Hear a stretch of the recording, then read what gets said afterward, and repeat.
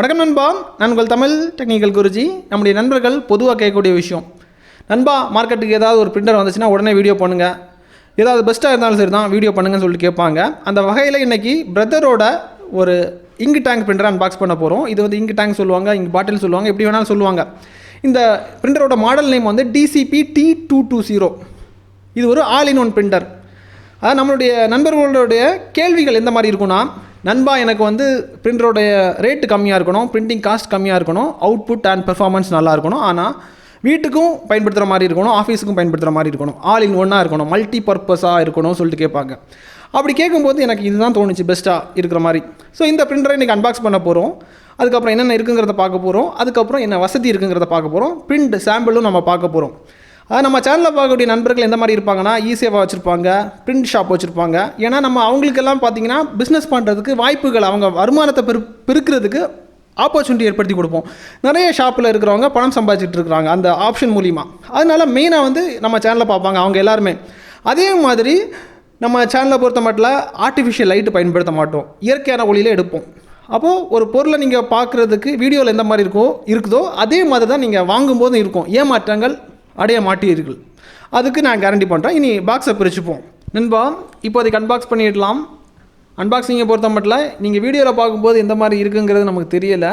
இந்த கார்ட்போர்ட் பாக்ஸை சுற்றி டிரான்ஸ்பரண்ட் ஷீட் வந்து சுற்றி வச்சுருக்காங்க.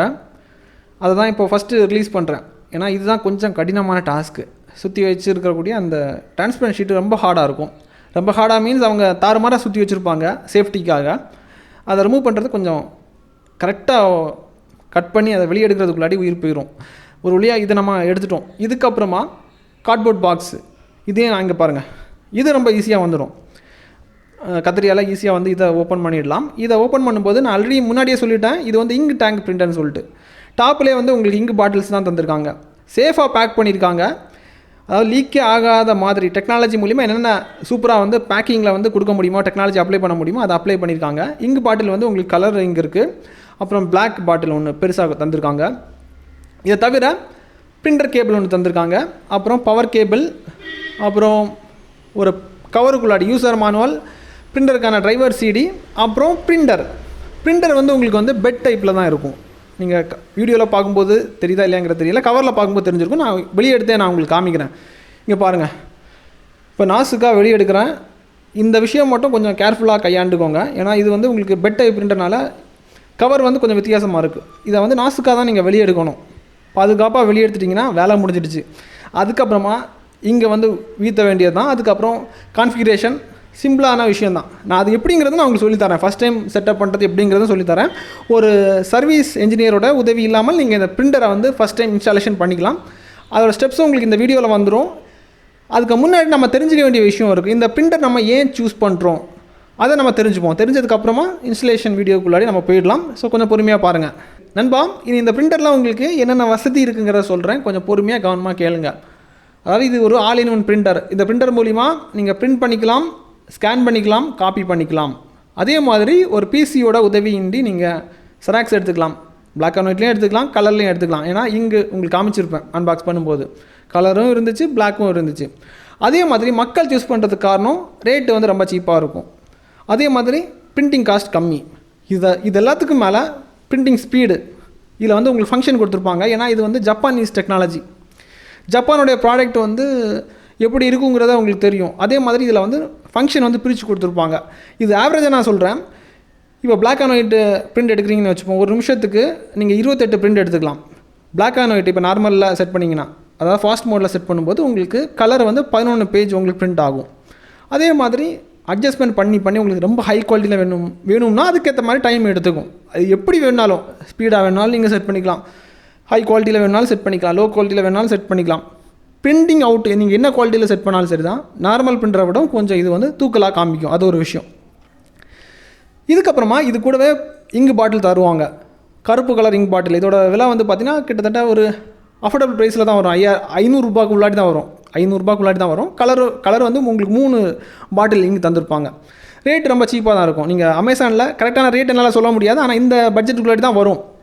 ஏன்னா நான் விற்கிறது நான் கிடையாது. இந்த பிளாக் பாட்டிலோட இங்கு வந்து பார்த்திங்கன்னா மேக்ஸிமமாக உங்களுக்கு எவ்வளோ ஈல்டு வந்து கொடுக்குன்னா கிட்டத்தட்ட ஒரு 7500 பிரிண்ட் வந்து உங்களுக்கு கொடுக்கும். அதே மாதிரி கலர் வந்து உங்களுக்கு 5000 பிரிண்ட் வந்து கொடுக்கும். ஒரு டைம் நீங்கள் பிரிண்டர் வாங்குறீங்கன்னா இங்கு பாட்டில் அது கூடவே வந்துடும். இவ்வளோ பிரிண்ட் நீங்கள் எடுத்துக்கலாம். அப்போ ரேட்டு வந்து நீங்கள் கம்பேர் பண்ணி பாருங்கள். அதுக்கப்புறம் உங்களுக்கு இங்குக்கு ஆகக்கூடிய செலவு ரொம்ப அஃபோர்டபுள் ப்ரைஸில் தான் இருக்கும். பிரிண்டிங் காஸ்ட்டு அதே மாதிரி இன்னொரு விஷயம் இருக்குது. நான் அதை அந்த பாட்டுக்குள்ளாடி போகும்போது அதை சொல்கிறேன். இப்போது நம்ம விஷயம் தெரிஞ்சிடுச்சு. ரேட்டு சீப்பு, அப்புறம் பிரிண்டிங் காஸ்ட்டு கம்மி, ஸ்பீடாக பிரிண்ட் எடுத்துக்கலாம், அவுட்புட்டு நல்ல குவாலிட்டியாக கிடைக்கும். அது ஒரு விஷயம். இனி நான் உங்களுக்கு இதை செட்டப் பண்ணுறது எப்படிங்கிறத காமிக்கிறேன். செட்டப் பண்ணுறது ரொம்ப சிம்பிள். அதாவது ஃப்ரெண்டில் வந்து பார்த்திங்கன்னா 1 by 1 சொல்கிறேன். ஃபஸ்ட்டு வந்து நம்ம இந்த பிரிண்டருக்கு வந்து இங்கே வீற்றணும். அதுக்கு ஃப்ரெண்டில் வந்து பார்த்திங்கன்னா ஒரு ஓப்பனிங் தந்திருப்பாங்க. அந்த ஓப்பனிங்கை ஓப்பன் பண்ணதுக்கப்புறமா ஒவ்வொரு டேங்கு தந்திருப்பாங்க. கலருக்கு 3 டேங்க் தந்திருப்பாங்க, பிளாக்குக்கு ஒரு டேங்க் தந்திருப்பாங்க. அதில் என்ன கலர் இங்கு வீற்றணுங்கிறத அங்கே மென்ஷன் பண்ணியிருப்பாங்க. அந்த கலரை வந்து அந்த டேங்கில் தான் நீங்கள் வீற்றணும், மாற்றி வீற்றக்கூடாது. அதே மாதிரி இங்கு டேங்க் நான் உங்களுக்கு வீத்தியை காமிக்கிறேன். ஃபஸ்ட்டு வந்து உங்களுக்கு பிளாக், அந்த பிளாக்கோட டேங்கோட கேப்பை ரிமூவ் பண்ணுறேன். ரிமூவ் பண்ணதுக்கப்புறமா அந்த இங்கு ரிமூவ் பண்ணுறேன். அந்த கவரில் இருந்து பாட்டிலில் ரிமூவ் பண்ணதுக்கப்புறம் கேப்பை ஓப்பன் பண்ணதுக்கப்புறமா நாசுக்காக வீற்றணும், இல்லைனா சிந்திடும். வெளியெல்லாம் சிந்தும்போது உங்களுக்கு பிரச்சனை வரும். இங்கு வந்து மாற்றி மாற்றி கலந்துடுச்சுனாலும் உங்களுக்கு பிரச்சனை. இது மட்டும் கவனமாக நீங்கள் பார்த்துக்கோங்க. ரொம்ப சிம்பிள் தான். அதாவது பிளாக்கில் ஊற்றணும். என்னென்ன கலர் அங்கே மென்ஷன் பண்ணியிருக்காங்களோ அதே கலரில் நீங்கள் வீற்றிட்டிங்கன்னா வேலை முடிஞ்சிடுச்சு. இல்லை வீற்றி முடிஞ்சதுக்கப்புறமா அந்த கேப்பை வந்து மூடிடுங்க, அவ்வளோதான். இது சிம்பிளான ஒரு விஷயம். அதுக்கப்புறம் உங்களுக்கு பவர் கேபிள் தந்திருப்பாங்க. அப்புறமா பிசியில் கனெக்ட் பண்ணோன்னா அதுக்கான பிரிண்டர் கேபிள் தந்திருப்பாங்க. அதை நீங்கள் கனெக்ட் பண்ணிவிட்டு இங்கு வீற்றினதை பார்த்துருப்பீங்க.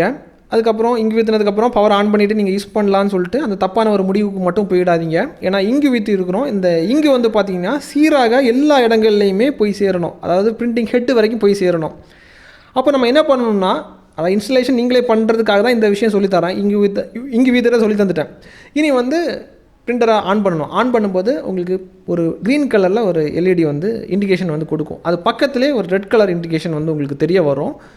இந்த சின்ன ஸ்க்ரீனை பாருங்கள், இந்த வீடியோவில் தெரிகிற சின்ன ஸ்க்ரீனை பாருங்கள். அந்த இண்டிகேஷன் கொடுத்ததுமே நீங்கள் என்ன பண்ணுறீங்கன்னா, ஃபஸ்ட் டைம் வந்து அந்த சீராக அந்த இங்கு வந்து ஸ்ப்ரெட் ஆகிறதுக்கு உங்களுக்கு க்ரீன் கலரில் ஒரு பட்டன் இருக்கும், ஸ்டார்ட்னு போட்டிருப்பாங்க. அதை வந்து ஹோல்ட் பண்ணி வச்சுட்டா போதும்.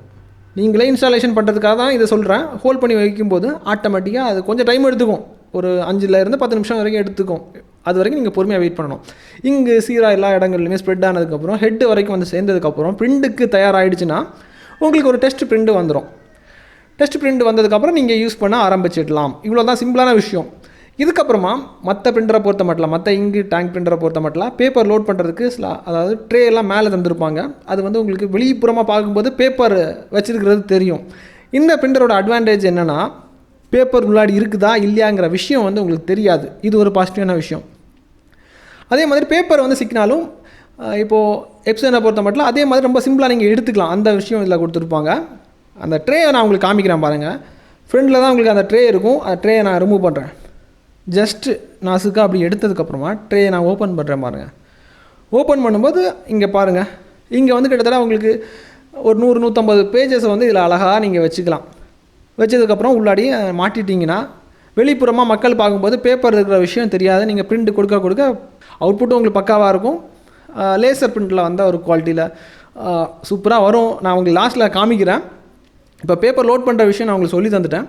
இதுக்கப்புறம் இன்னொரு பாசிட்டிவான விஷயம் என்னென்னா, இந்த ட்ரேயில் வந்து உங்களுக்கு நிறைய அட்ஜஸ்ட்மெண்ட்ஸ் தந்திருப்பாங்க. ஏன்னா ஒரு செராக்ஸ் ஷாப் வச்சுருக்கிறவங்க பிவிசி கார்டு வந்து பிரிண்ட் பண்ணுவாங்க.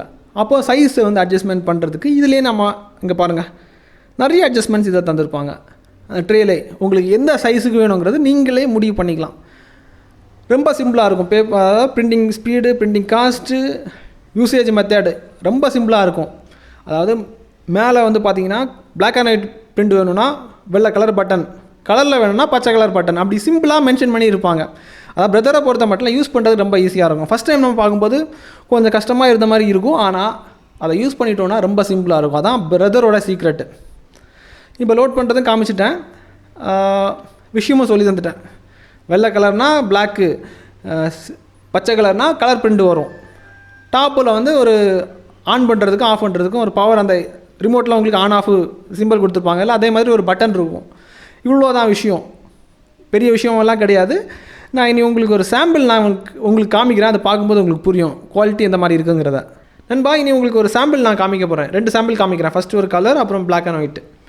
கலர்னால் உங்களுக்கு தெரியும், பச்சை கலர் பட்டன் பிளாக் அண்ட் ஒயிட்னா வெள்ளை கலர் பட்டன். நான் என்ன பண்ணுறேன்னா ஃபஸ்ட்டு கலர் எடுக்கிறதுக்காக அவங்க தந்திருக்கக்கூடிய ஒரு சிடி, பிரதரோட டிரைவர் சிடியை வந்து ஸ்கேன் ஏரியாவில் வச்சதுக்கப்புறமா ட்ரே அதை மேலே இருக்கக்கூடிய ஓப்பனிங்கை க்ளோஸ் பண்ணதுக்கப்புறம் பச்சை கலர் பட்டனை அழுத்தினதுமே பிரிண்டிங் ஸ்டார்ட் ஆகிடும்.